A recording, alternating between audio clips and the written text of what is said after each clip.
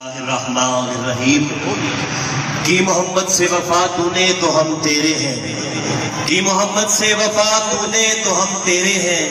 یہ جہاں چیز ہے کیا لوح و قلم تیرے ہیں۔ سامعین محترم، ایک طرف تو قرآن پاک میں وہ خالق فرما رہا ہے کہ وَمَا أَرْسَلْنَاكَ إِلَّا رَحْمَةً لِّلْعَالَمِينَ، کہ ہم نے آپ کو تمام جہانوں کے لیے رحمت بنا کر بھیجا، اور دوسری طرف حدیث پاک ہے کہ تم میں سے کوئی شخص اس وقت تک مومن نہیں ہو سکتا کہ جب تک کہ میں محمد رسول اللہ صلی اللہ علیہ وآلہ وسلم اس کو اپنے جان و مال و عزت و آبرو سے زیادہ عزیز نہ ہوں۔ سامعین کرام، آج کا یہ اہتمام، اس میں تمام مذہبی جماعتیں بھی شامل ہیں اور تمام سیاسی جماعتیں بھی، اور اخلاقی طور پر ہم سب کا یہ فرض ہے کہ ملت اسلامیہ ایک عمارت کی طرح ہے۔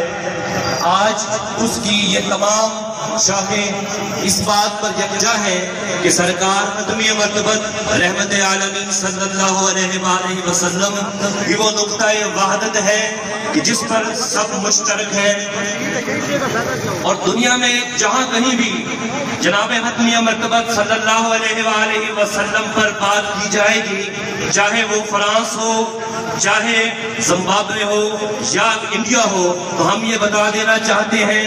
کہ ہم گستاخی رسول کسی بھی لیول پر برداشت نہیں کریں گے،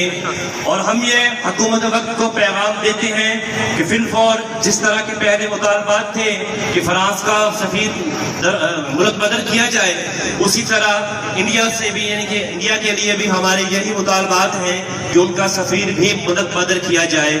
اور آج کا یہ اہتمام کرنے پر میں جناب محترم راؤ صاحب مدثر صاحب کی کو خراج تحسین پیش کرتا ہوں، اور تمام جتنے بھی احباب ہیں، شیعہ سنی یا دیگر تمام تنظیموں کا بھی شکریہ ادا کرتا ہوں، اور آنے والے تمام احباب کا بھی شکریہ ادا کرتا ہوں کہ ہم اس مقصد کے لیے ایک ہیں۔ والسلام۔